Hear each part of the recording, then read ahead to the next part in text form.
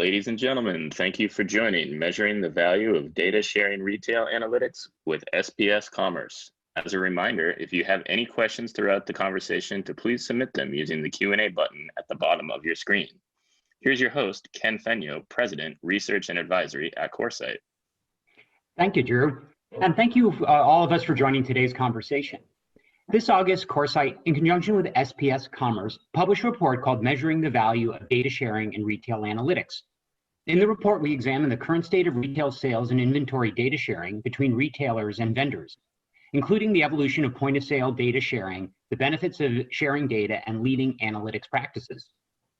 We leveraged the results of March 2020 Coresight Research survey of 210 global vendors and retailers and interviewed a number of companies using SPS's service. Our findings show that there are tangible benefits for both retailers and vendors in improving collaboration and data sharing, specifically sales growth and gains in inventory management and customer experience.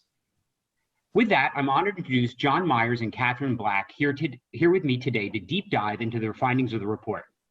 John Myers is VP of Customer Success and Analytics at SPS Commerce. He has spent the last 15 plus years in customer success leadership, 10 of which have been with SPS, and his broad experience working in with both retailer and supplier customers, as well as SMB and enterprise customers. His main focus is building relationships with customers to help unlock efficiency in their business, maximize usage of their solutions, and demonstrate the value of analytics to help drive business objectives. Catherine Black is on the advisory team at Coresight, is a data-driven strategist who anticipates consumer behavior and market trends to identify new business opportunities and operating plans in consumer and retail companies. Her strategy drives sales 3 to 5 percentage points of growth in mature businesses, and she has launched new lines of businesses that have achieved 10 to 30% incremental revenue in year one. At the heart of Catherine's work is a relentless focus on understanding consumer behavior and applying those insights to create pathways to grow through partnership and alliances, pricing, promotions, new products and product extensions, geographic expansion, e-commerce acceleration, personalization, and loyalty programs. She's passionate about making complex data points easy to digest for stakeholders at all levels, as well as introducing data-driven cultures to drive rapid and sustainable results. Now with that, let's jump into the first question. John, I wanted to start with you and ask you, why is sharing sales and inventory data beneficial to retailers? What are you seeing in the market, and what are some of the common use cases where retailers and vendors can see benefits?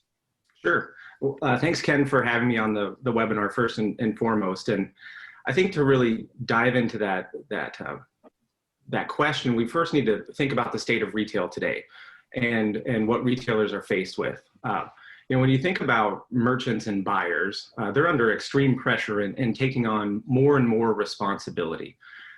So their ability to analyze the sales and inventory performance of all SKUs across all of their vendors and all categories that they maybe manage is not necessarily something that they can do. So it all comes down to visibility. And when retailers start to share their sales and inventory data, it unlocks visibilities for those vendors to identify opportunities and potential issues that might be coming to a head. When retailers start to share this inventory and sales data, those vendors can now start to provide insights, meaningful insights based off of data and facts, not necessarily based off of just the sell-in information that they have or traditionally their gut feel. So that's critically important that they start to unlock this visibility down to the vendors so that the vendors can analyze SKU performance across their products. Now, when we think about some of the other benefits and the common use cases, I think it's critical to think about selling trends, inventory levels, and overall allocation. When it comes to selling trends, identifying those top performing products and ensuring that they are and they continue to stay top performing products is absolutely critical. Also identifying those top performing stores or underperforming stores and identifying maybe why they are potentially underperforming. But you can also start to analyze promotional analysis. And new product introductions. Are products performing as you would have expected as you introduce them to the market? And all of this is to help maximize that top side sales and react quickly to changes that might be happening in the market. Clearly, in the last 6 months, we've seen many changes in the market, and without visibility into that data, vendors would have been lost to be able to make those recommendations that could drive and keep retailers selling as effectively as possible. Inventory levels happen to also be another area that you can really make some significant strides on the retailer side as they begin to share this information. It's absolutely critical that for those top performing products, there is enough stock on hand in order to maximize the sales opportunities. And consequently, if there isn't, then those are lost sales opportunities that could have been fulfilled. So you think about maybe where there's underperforming stores, and can you transfer some of that stock so that you can maximize sales for those top performing products. There's also the challenge of having too much inventory. So if you think about excess inventory and all of the available dollars that are caught up in that inventory, that becomes a looming problem that you have to deal with, whether it's transferring it out, liquidating, returning to vendor. All of those types of consequences of having excess inventory can be identified when you start to share out the sales and inventory information. And obviously the end goal is to have optimal store allocations for those products so that you can maximize those sales opportunities and minimize any risk that's associated there with excess inventory. When retailers aren't sharing this information, that visibility becomes much more difficult for vendors and also retailers to capitalize on. Thank you, that's great. Catherine, maybe I'll throw a question to you. In the research report we did, one of the retailers stated that an educated vendor is the best partner. Can you talk a little more about that? Why is that statement true? It seems like an interesting comment coming from a retailer. Yeah, and it's interesting. We talked in the report too. There's a wide variety of retail opinions and attitudes on this, but that's certainly one that we heard. And really what we heard over and over again is that particularly over the last 10 years, retailers have been looking for ways to drive efficiencies in their business.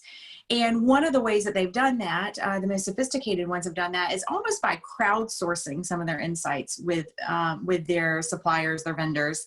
And that's proved to be a huge benefit, because what's happened for those best performing retailers who are really leveraging their CPG partners or their vendor partners as a partnership, they're sharing data and the vendor is consistently bringing them new ideas. It's almost like a crowdsourced machine learning, if you will, where they're constantly looking at very specific SKUs at a store level on an hourly and daily basis and highlighting opportunities.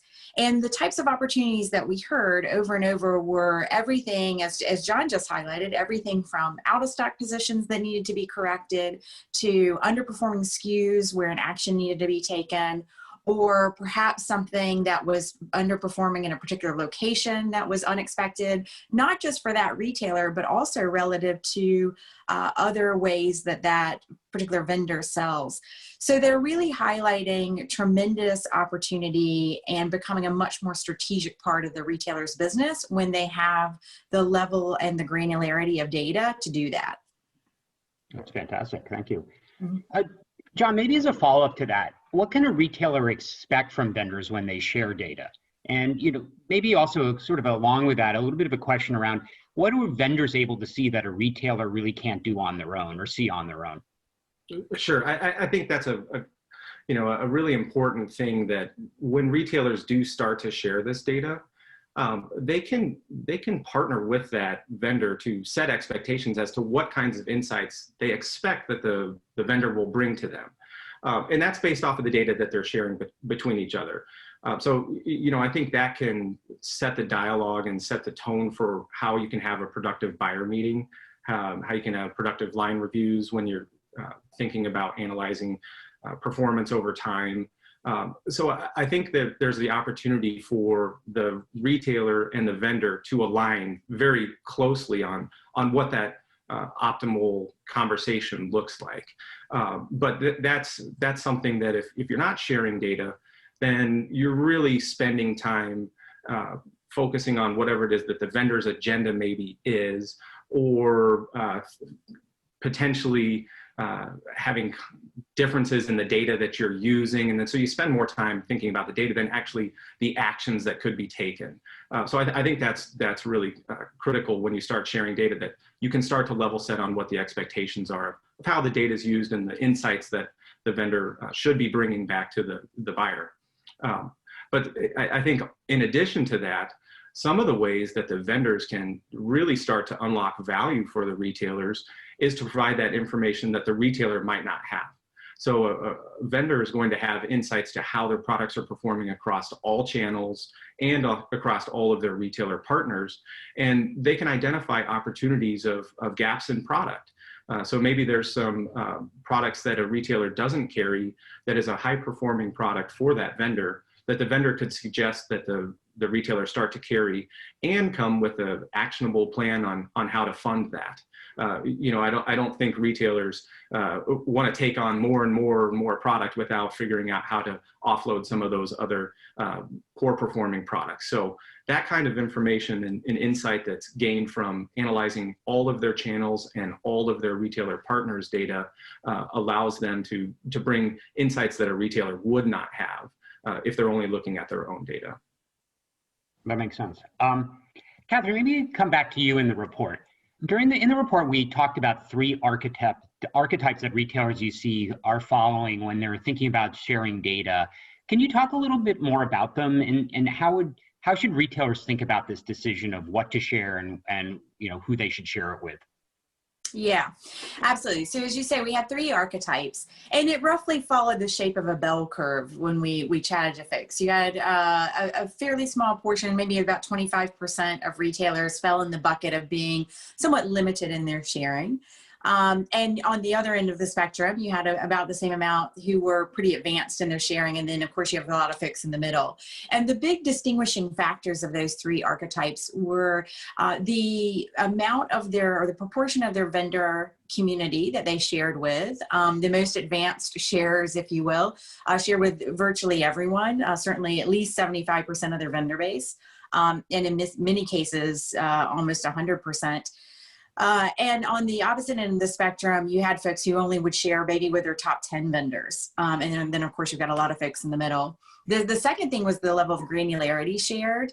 And this is probably the biggest distinguishing factor because what we heard, particularly in terms of how retailers can capture value, what we heard from folks over and over again was on the retailers who were sharing a limited amount of data weren't really getting as much benefit from their supplier base. And oftentimes they were sharing the data purely for minimal levels of sharing so that they could get some basic information back from the vendor, just basic operations. They weren't really getting any of the value add.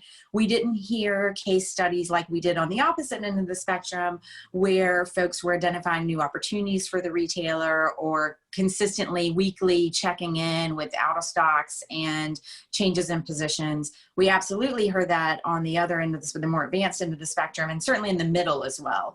So that was a big differentiator. The level of granularity of data shared, the amount of data shared, if it was shared at a store level, and we heard quite a few use cases tied to that.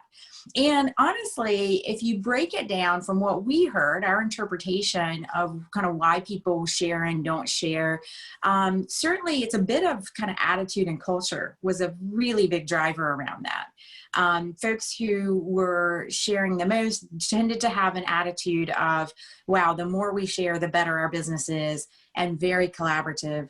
And folks who were more limited typically were more in a mindset of an adversarial mindset of we're negotiating against this partner, and this partner at any moment could turn and take our data and use it against us in some form or fashion, a different channel or whatnot.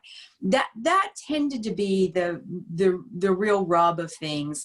And you know, my view is that going forward, a more collaborative style is going to be the way the world is moving. It's tough to operate in today's environment. And so we're seeing more and more openness to collaboration and partnering. But certainly where folks were more limited in data sharing, that tended to be the primary reason was cultural.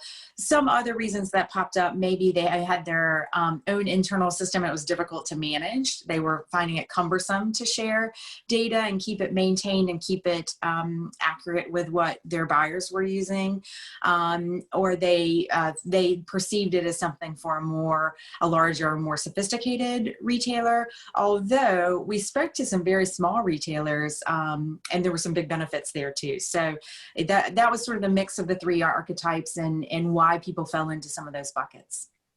Yeah, that's great. I will say from my own experience, the cultural transformation is a challenge, and a lot of companies definitely start from the position of being distrustful and nervous about sharing data, but it does take some time to build momentum in the organization and processes for how to really make it work. So it's certainly easier said than done. Maybe talking about that idea, you mentioned, it isn't easy necessarily to capture all the data and make it available to the vendor community. John, maybe can you talk a little bit about the options that are available to retailers who do want to share their data? Do they find a third party to help them? Should they be doing it themselves? How should a retailer think about that decision? Yeah, I think Catherine did a great job of talking about those different types of retailers and how they share data. You can take a DIY approach, do it yourself, where maybe that's the buyer or the merchant creating reports on their own and sending it out to a limited number of retailers. Vendors. That's really inefficient. It's time consuming, and it's a lot of the time there's not consistency. So that can be really cumbersome. Retailers can also choose to do it themselves and build out their own portal as well. And that has a considerable amount of overhead and operational costs required to do that. Not only do you have to go through and ensure that the data is available, but you also have to ensure that meaningful insights can be arrived from the data that you make available. And then you also have to essentially get all the vendors to understand how to use the data. So that's kind of the DIY approach.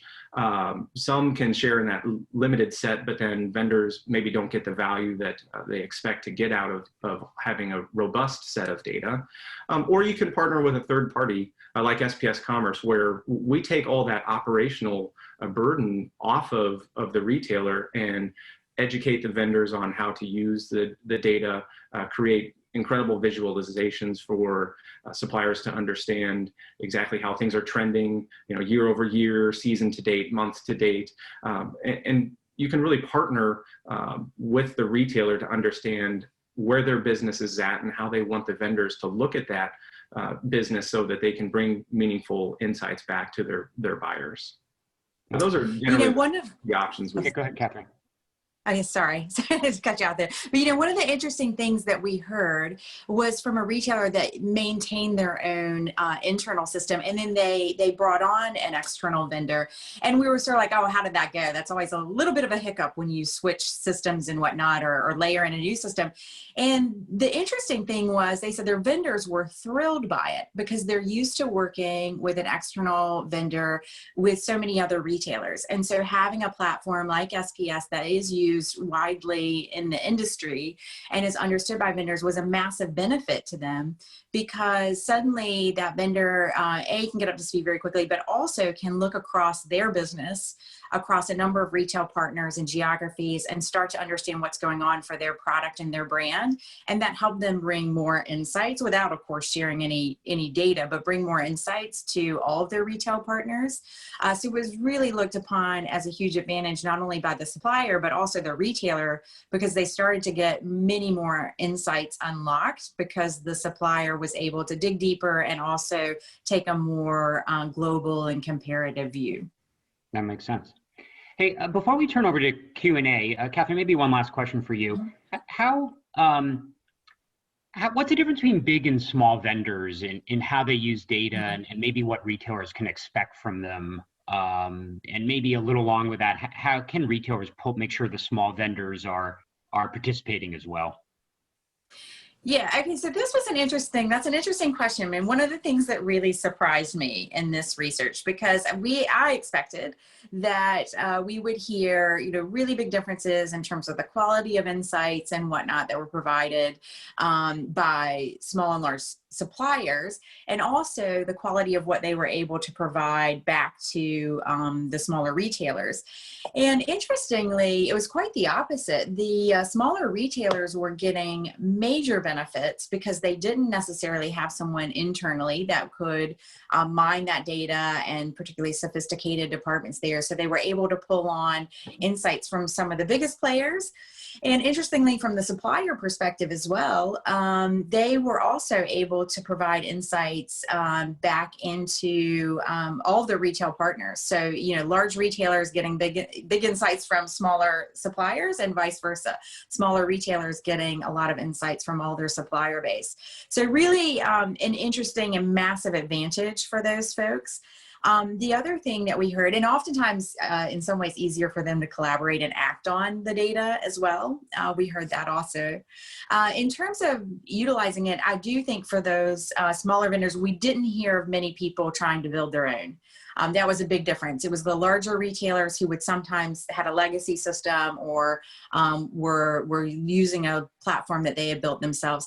Most of the small retailers are turning to a solution provider, and the great thing is that's a very turnkey, straightforward solution to implement for them. So there's kind of no excuse almost not to be using really granular consumer and product level data in today's age, because there are tools and platforms out there that make it very accessible for both the retailer of any size as well as suppliers.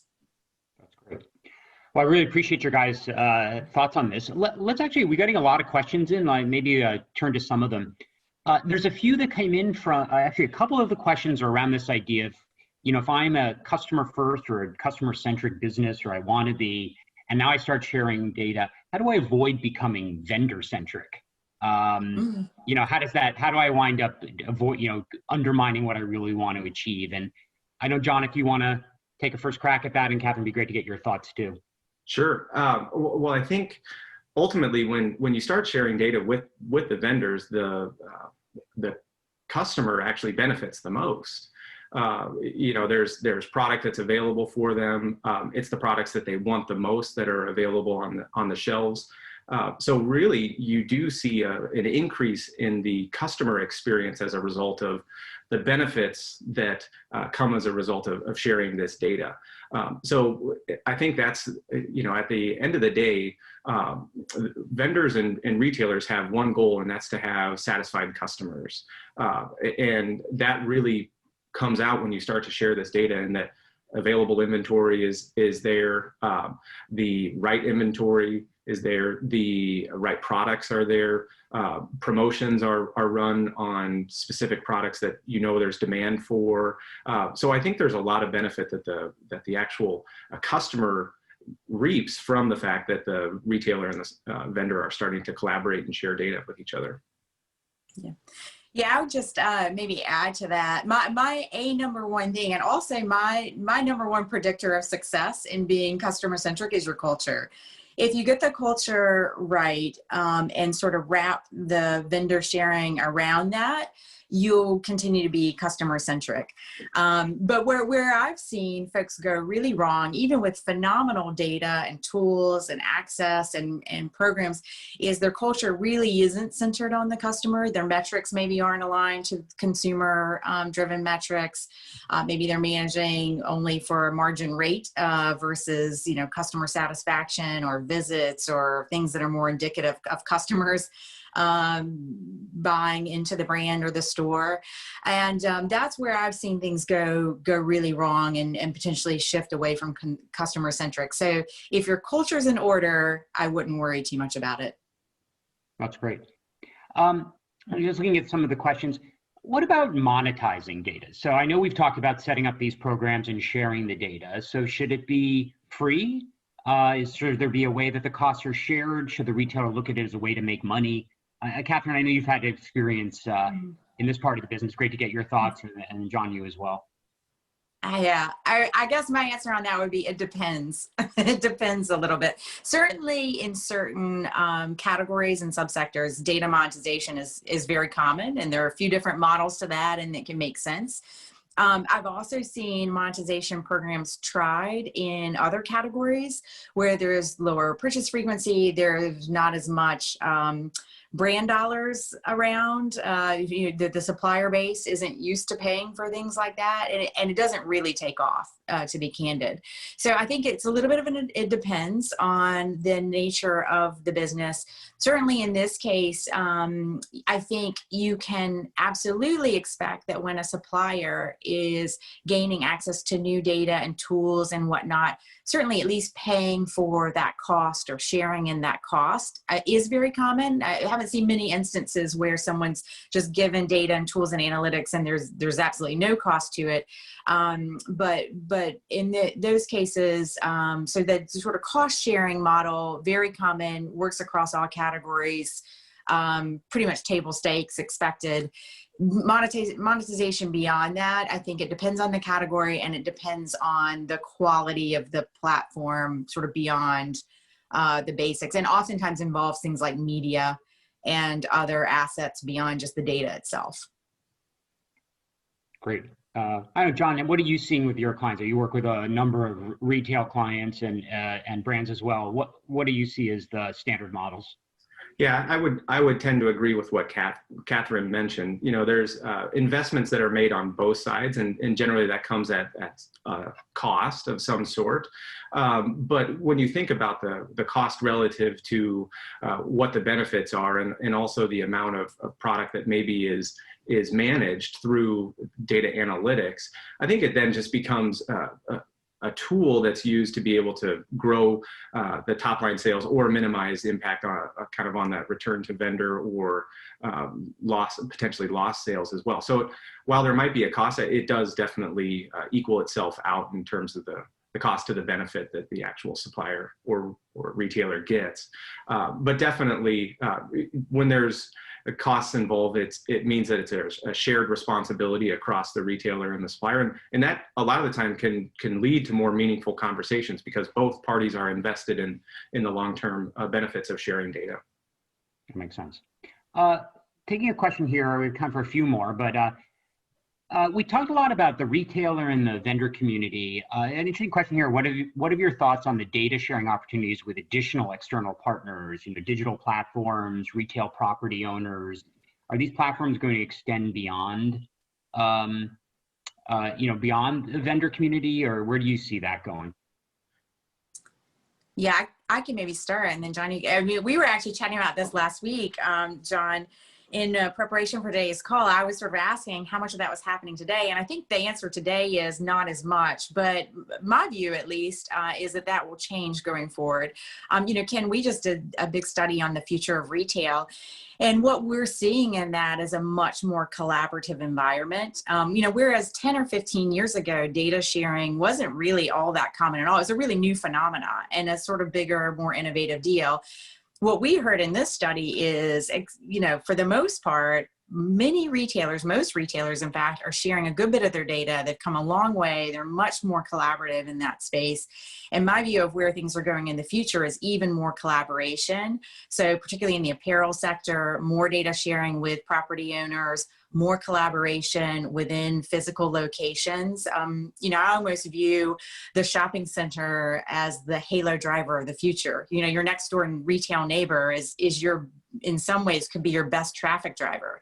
And so needing to understand and work together to optimize your promotions and your traffic drivers and your sales planning across multiple retailers, I think is going to be more critical than ever, particularly in the United States and Western Europe going forward. So I think the sky's the limit, but we're not seeing as much of that today. And I would agree with that. I think we're starting to see probably a bit of an acceleration there. And I think there was desire to do some of that. Maybe the global pandemic is actually speeding up the process to getting to that point where collaboration becomes an even more critical part of surviving as a business. So I think we're starting to see that increase more and probably due to the global pandemic as a result. Great. Well, I've time for one more question. So I'm going to ask John maybe a quick response to a long, hard question. But we've talked a lot about culture and changing culture. I would be curious to get a question that came in about, what do you do to get buy-in from the retailer when they're thinking about changing their culture to be more data-centric, more collaborative? Maybe just a few points on that, and then we can wrap up. Yeah, I think it's all about showing them the benefits. And when you have success with sharing that data, then you can really start to drive meaningful change internally with retailers. We've seen retailers have great success with rolling out these kinds of programs when they have agents inside their organization who are challenged with driving that change. And also, what we've seen is that we have consultative services that understand the market, that understand their community, that understand the business problems that they're trying to solve as an organization.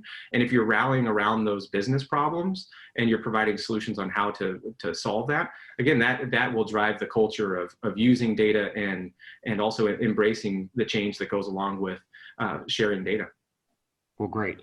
Well, unfortunately, we're out of time, but I definitely want to thank everyone for joining us, and a special thank you to John and Catherine for joining me today and giving such great insight into data sharing and how to make that work.